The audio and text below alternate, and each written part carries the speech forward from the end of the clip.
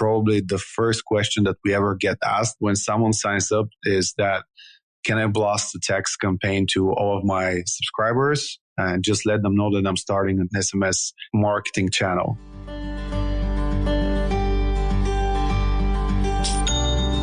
Welcome to the Milk Bottle Shopify e-commerce podcast, brought to you by Milk Bottle Labs, Ireland's top-rated Shopify experts. Milk Bottle Labs build, upgrade, migrate and market Shopify and Shopify Plus stores all over the world. Milk Bottle will migrate you onto Shopify with zero interruption, guaranteed, or optimize your Shopify store and maximize store sales. This podcast is kindly supported by our favorite Shopify app and the only app we install in every store. Rewind.io is the leading backup solution for your Shopify store. We'll talk more about Rewind later. Now over to your host, founder of Milk Bottle Labs, Keith Matthews. Hey folks, welcome back to another episode of the Milk Bottle Shopify e-commerce podcast. Today we discuss all things SMS. And there's a perception out there that SMS is actually on the way out. But around the world, it is increasingly being used for Shopify store owners to use as a marketing tool rather than a utility to simply let customers know when your order is delayed or when your delivery is on the way. So to discuss the growth of SMS and to debuff that myth completely, I'm delighted to be joined by Mike Stoychev, who is the CEO and the founder of SMSBump. Mike, how are you? Doing good, Keith. How's it going? Yeah, we're good. It's Monday morning and we're in the middle of a storm in Ireland at the moment. So we have a red weather alert. So I'm nice and warm in the house. Are you at the house or are you in the office? What sort of structure do you have with the team? The majority of us are based in an office. We're based in Sofia, which is the capital of Bulgaria. I can't brag about the weather because it's equally horrendous here. No red alert. Still very cloudy and, murky with occasional drizzles. Good. Well, it's a wet and cold Monday in January, but let's leave that behind because, Mike, would you believe I worked in the premium MS sector for Telefonica a number of years ago? Oh, wow. And I'll never forget being in Australia in 2003 or 2004. And I actually showed an American friend of mine how to send an SMS, which I was amazed at. And now in the Shopify community, we can see that you guys are leading the charge on the kind of resurgence of SMS. So is it a myth that it's in decline? Because you're a very successful Shopify app developer. So SMS is obviously on the rise again, is it? I would say yes. I believe that SMS is having its renaissance right now. When we were starting in 2017, we were very frequently asking questions about the integrity of SMS. Isn't it too spammy? Isn't it too, penetrating our privacy? What if I get a text message in the middle of the night? What if I piss off customers? So I think everyone has their concerns about going into the space.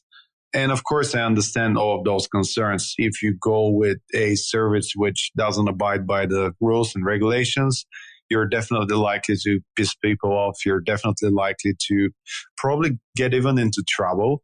So if you want to abide by all laws, rules, regulations, if you get the proper consent from your customers and turn them into subscribers, I think, yes, SMS is a great tool to communicate with them, to occasionally blast them a promotion.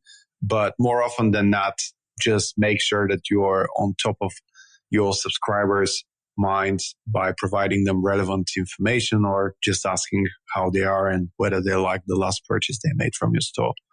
It's a heavily regulated area, and we'll get to that in a moment. But how did you move into that area? Because you come from an agency background, don't you? Yeah, sure. So previously we were running e-com agency where we were developing different type of apps for open source e-commerce. And actually we developed SMSBump quite some time ago just because we wanted to solve a problem with cash on delivery in the Middle East. Then we kind of developed it and left it off because, again, we were smashed by the number of projects that we had to work on a daily basis. Probably, I would say 2.5 years ago. So we're looking at the summer of 2017. We saw that our emails were not getting the same performance as they used to. And we kind of like thought how we might tackle this problem. So we looked into Messenger, which was the hottest thing back then. And obviously WhatsApp making its way. And then after some initial discussions with my partner, we saw that, we don't want to be regulated by a single company and have a single point of failure. And we also looked at to what is a great way to communicate with customers, regardless of whether they have internet or not.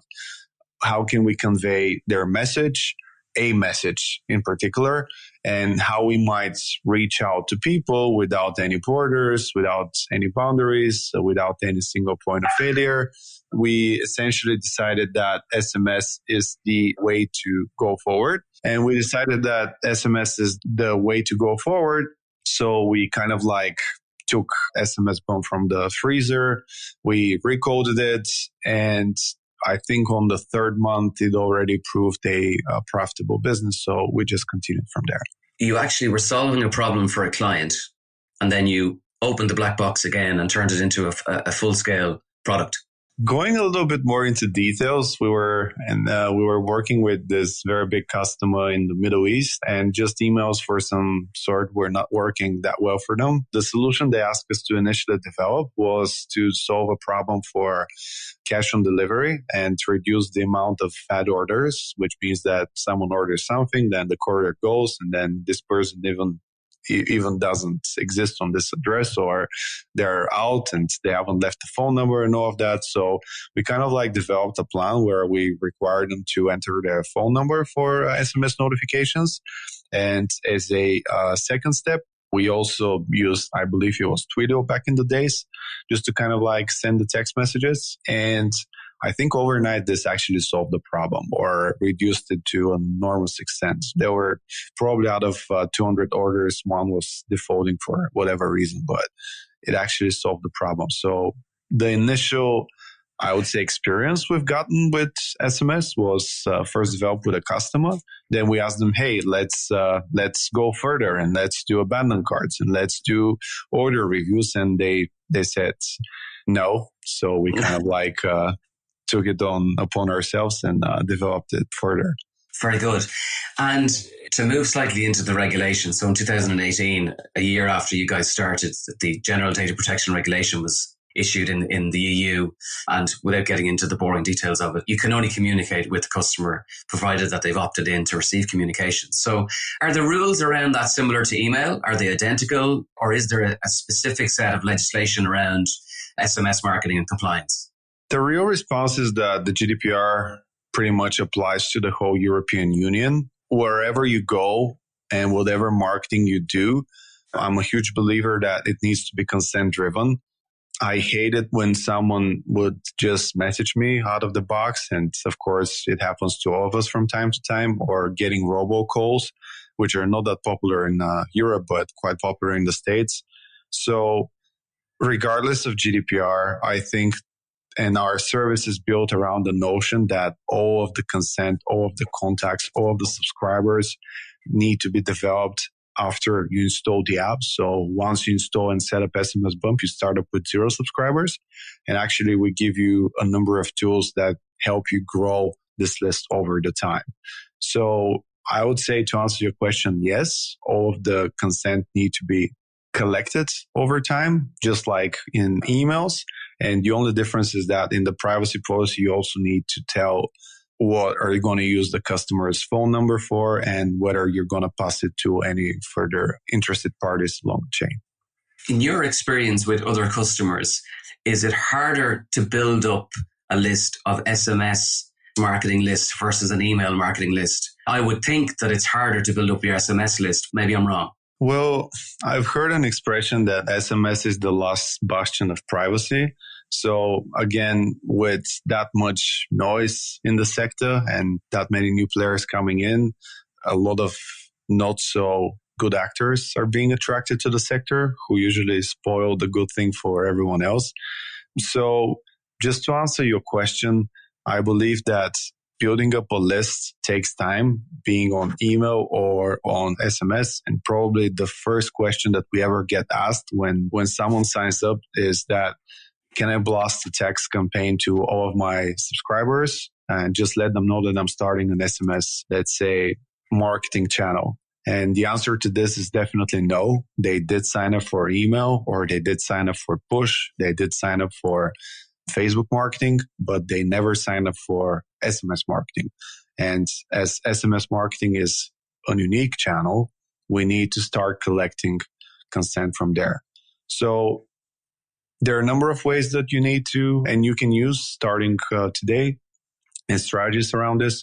First of all, you can utilize your already collected email list.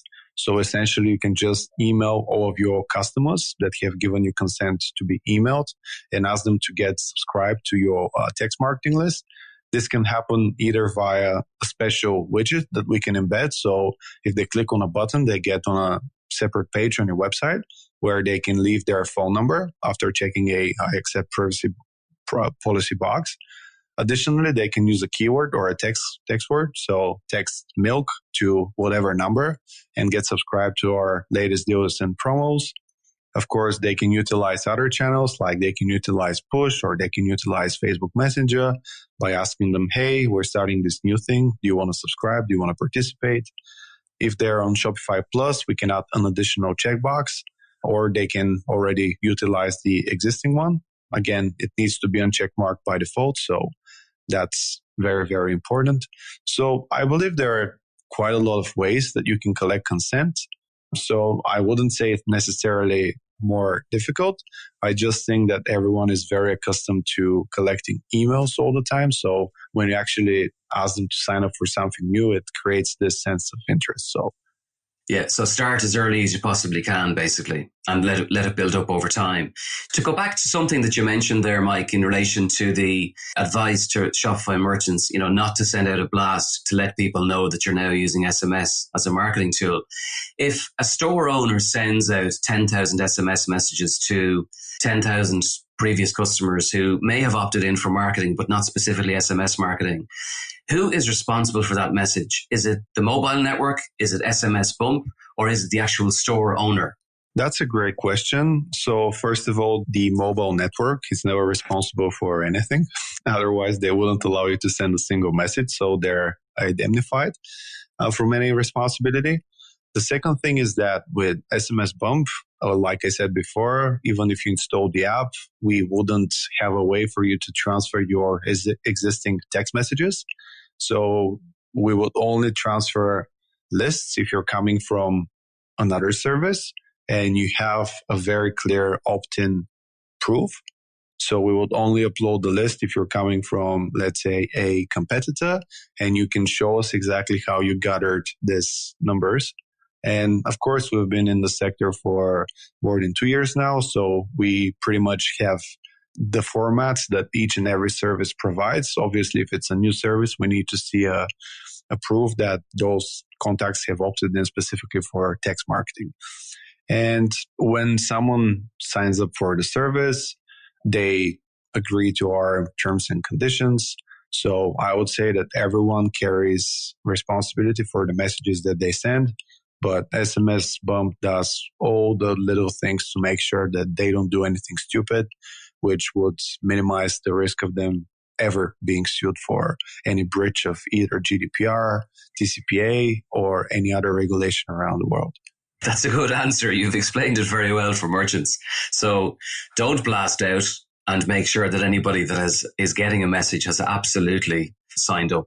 Pretty simple explanation of what you just said, isn't it? Yeah, I think every merchant needs to put themselves into the shoes of what if they made an order for their son or daughter when they were, newborns 4 years ago, and then 4 years after their kid is 4 years old and someone messages them about the latest promotion on diapers, and first of all, they don't need that. Second of all, the kid has already grown up, and this is how actually people get very frustrated and unhappy. So we should always be respectful of people's privacy, always make sure that we send them relevant content, and always try to focus on contacts, even if they're coming from another service that have opted in within the last 12 months. Let's take a short break and I'll share the one app we install on every Shopify build. The team at Rewind.io have developed the leading backup solution for Shopify. Did you know there is no way of recovering lost data from a Shopify store? Rewind.io automatically backs up your store data. In the event of a data loss, usually due to human error, Rewind enables you to rewind your store back to its previous state. It's so simple and is used by some of the world's leading Shopify agencies, such as Kurt Elster of EtherCycle and Kelly Vaughan at the Tap Room.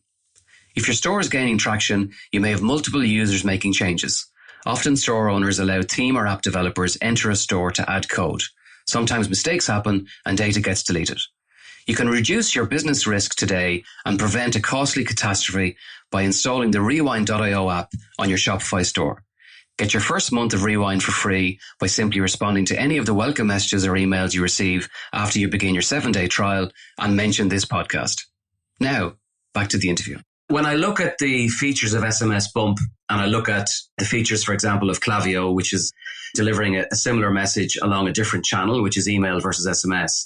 And when we look at automations, which we focus on for our Shopify clients, what sort of automations can you use using SMS? Because I'm assuming that, or am I wrong when I say that you may not send out a welcome series every 3 weeks to a customer via SMS, but you may actually do that on email. So what sort of SMS use cases can you share for automations?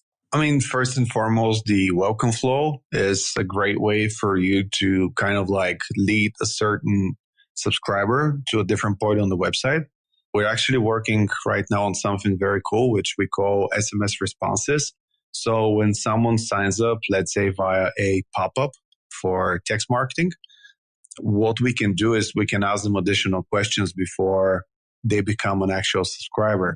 So let's say that we're running a 10% off for new customers that sign up for SMS marketing. And the way we actually give this package away is that we would show the opt-in form only on a mobile device.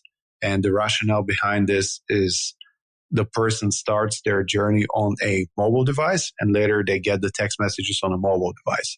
And again, we recommend to keep any email collecting software on either a tablet or a desktop device.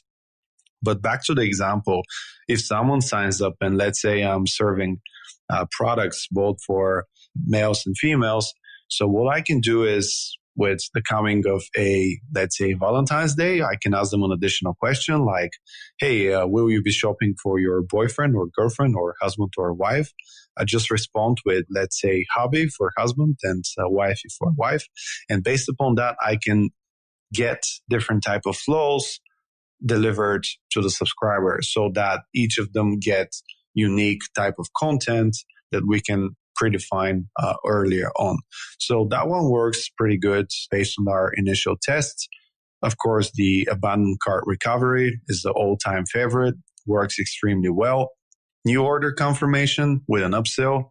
So essentially when someone buys off a product, what we can do is do a very simple condition saying, hey, are the items in the cart larger than €100? And if the answer is yes, we can give them, let's say, a discount code or a bigger discount compared to if the items in the cart are lower than €100, in which way you might get no discount, or just a very, very modest one for you to finalize your purchase. Shipping notifications, order reviews. We can ask people whether something like, hey, this is Sean. I'm from brand ABC. I just noticed you purchased our sweater and I wanted to ask how did it fit? Just respond to this question. I'll be happy to occasionally send you recommendations if you would enjoy that. Customer win-back campaigns. Someone was a customer, haven't shopped for 40 days. We're sending them a text message with a discount code. Then wait for, let's say, 72 hours. Did they make an order since we started the flow? Yes. If it's yes, they get pushed to another flow. If it's no, then we can follow up with another question. So I would say pretty much everything that you can do with email nowadays, you can do with text messages. The only difference is that I would say that people need to be a lot more cautious onto their text messaging intervals. So text messages work extremely well when they're a little bit more scarce. And obviously you can get away with sending emails almost every day, sometimes even twice a day. 140 character limit, does that just make life harder for your marketing department in terms of writing content?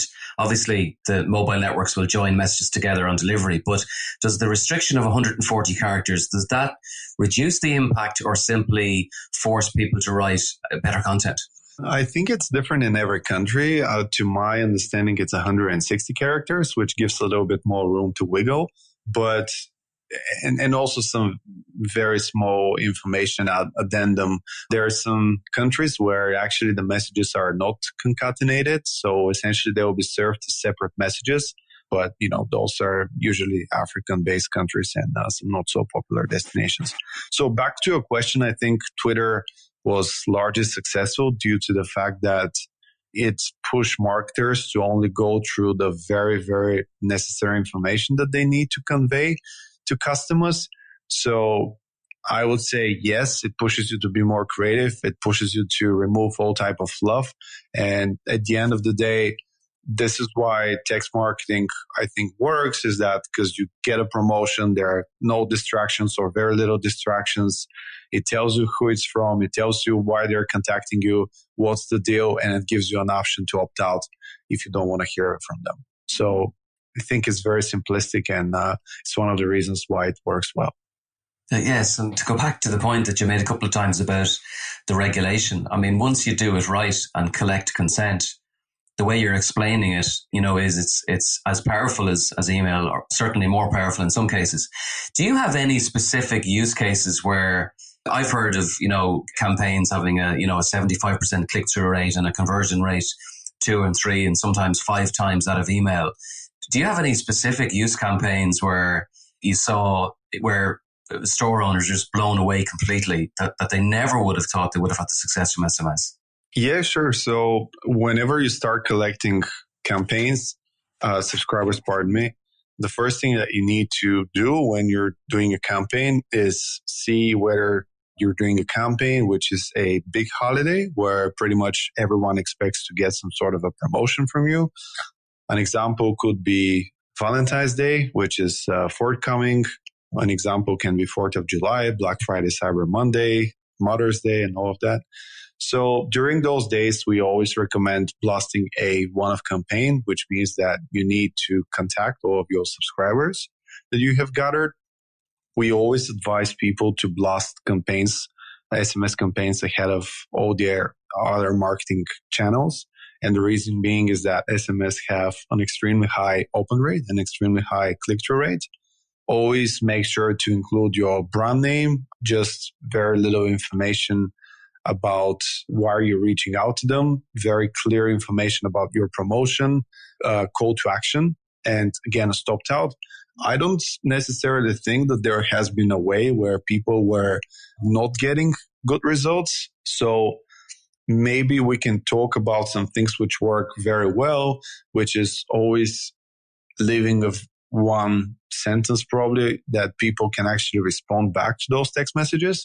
And once they respond, what actually happens is that they go onto a section of the app which we call chats. So you can respond back to those people and thus engage in a conversation, which is very convenient.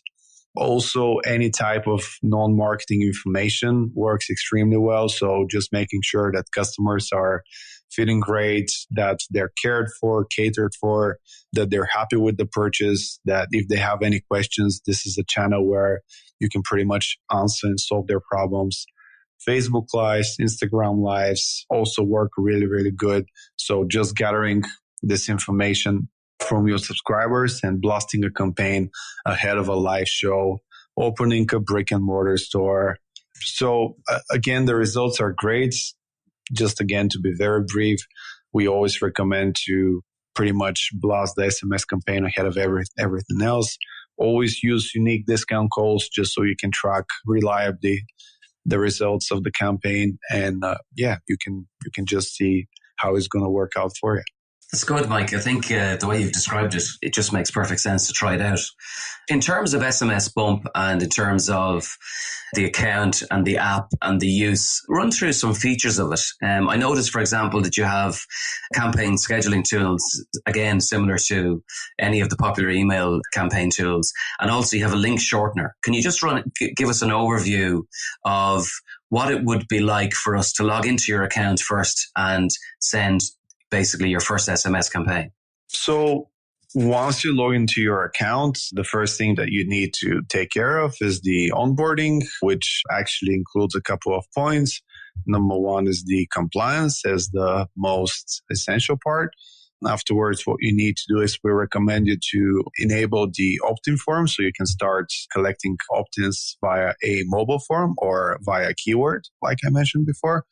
Number three is we recommend you to make use of the flows because they're a great way to retarget people that have given consent before. And last but not least is set up the quiet hours.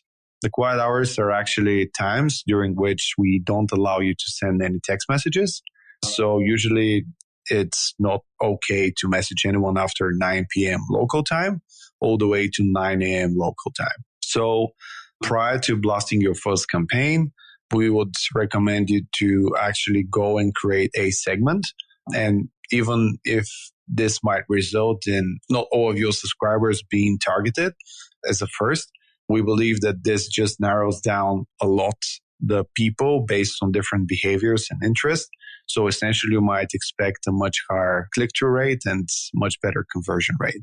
From there on, what you need to do is, if you're based in Europe, pretty much we can send a text message from your brand name instead of a random number for the bigger part.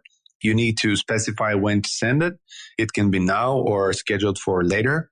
We also have a very neat feature which sends the text message based on your subscriber's time zone. And following that, we allow for you to input Google UTM tracking parameters. So you can just make sure that everything's tracked in Google as well. And last but not least, you actually compose the text message.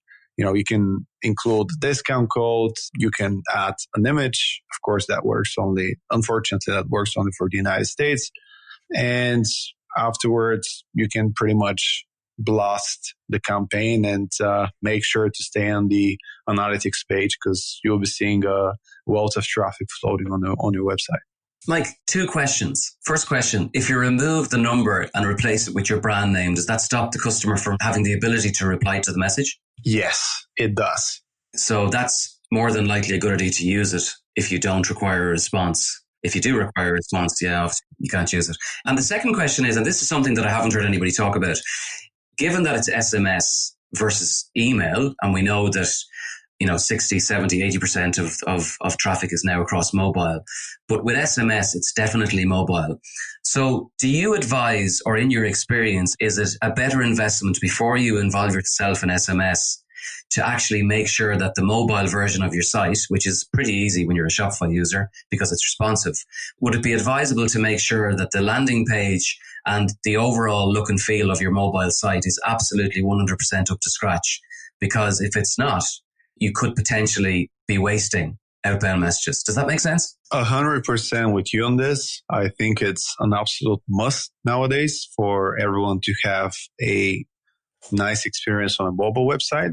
I would say I'm from the generation that pretty much prefers to shop on a larger device, which again is one of the beauties of the text message, because you might get the text message on a mobile phone, but then when you go home, you might continue the experience on your desktop or tablet. But either way, you're going to bleed and lose traffic if your mobile version doesn't look enticing. So definitely, invest the required attention and even funds in making sure that you serve as good of an experience as possible. It's interesting because sometimes you have to make an investment somewhere else before you actually switch on a marketing campaign. We've seen a lot of clients who don't get that. They kind of get excited about, automated email when they switch it on. But in actual fact, you just need to be really careful where you're actually sending the client. And I think you need to be absolutely careful, more careful here, because every client is guaranteed, obviously, because it's SMS, to be on a mobile device. So thanks for clarifying that. I'm glad you agreed with me on that, because I haven't heard it being discussed anywhere else. Mike, the conversation has just been fantastic. I could talk to you all day. I might even get maybe a member of your team to talk about the product in more detail back on the podcast in the future. But in the meantime, in terms of your own future plans and in terms of SMSBump, do you have anything exciting, any new developments, anything you can share with us in terms of your own personal development, or in terms of the roadmap for the product? We're investing very heavily in our flows. Currently, that is our unique selling proposition and definitely advantage over the other tools available on the App Store. So we're developing a number of features. Number one is the responses within the replies. So essentially, within the flows, pardon me. So essentially what might happen is that I might build a flow, and based on the input of the user, I might trigger a different branch of this flow. So I would say it's kind of like a chatbot for SMS, if I might use that analogy. The second thing that we're developing is split testing inside flows. We developed it for text marketing, so A/B testing works really good. And the way we did it is exactly as in Facebook. So you would select A/B split test or ABC, whatever. Then you would select a target group, which is the group that initially is going to get a text message. We will select the success. So is it going to be link clicks? Is it going to be revenue? Is it going to be number of orders? And last but not least, we will select what time this initial target group will run for. So essentially we can run a split test for 10 minutes. And after those 10 minutes, we can distinguish a winner and send the rest of the campaign. And in this way, we know that what converted and performed best is what we're going to send to the larger amount of the remaining customers. So we're bringing this exact same notion inside the flows, which is something that we're really, really excited about as a feature development. We're also bringing a handful of other features. We're bringing an integration for the point of sale on Shopify, because we find quite a heavy demand and interest on that end. We're ramping up our analytics, where we show exactly which are people that are more likely to respond to text messages, which are the ones that convert best, which are the best selling products on SMS. So a lot more information going there. What is the customer lifetime value? And, when are customers likely to drop into a funnel? So you can actually text message them before this happens as well.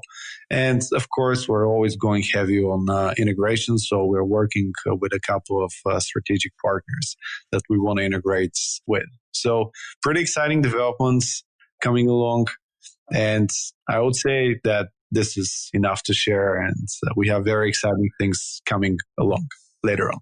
You're busy. The beauty about the Shopify community, I think, is the opportunity that the platform is giving, app developers and businesses like yourselves. So it's always busy. It's always changing. You're always expanding. And with a product like your own, it looks like you got in at the right time. And I think it's nice to see SMS making a comeback. And as you said several times, of course, if you do it the right way, you can turn it into a decent marketing channel. Mike, I want to thank you for joining us. It was a wonderful conversation. I'd also like to thank you. You've very graciously given 30 of our listeners a startup credit up to the value of $10. So we'll place the details in that promotion, that offer, in our show notes. In the meantime, we will follow you, and best of luck in the future. Thanks, Keith. Best of luck as well. And thank you so much for having me. Thanks for listening to the Milk Bottle Shopify e-commerce podcast. All of our episodes are available on Spotify and iTunes. We really appreciate the support of our sponsor, Rewind.io, the leading backup solution for your Shopify store. Get your first month of Rewind for free. Just respond to any of the welcome messages or emails after you begin your 7-day free trial and mention our podcast. Until the next time, take care.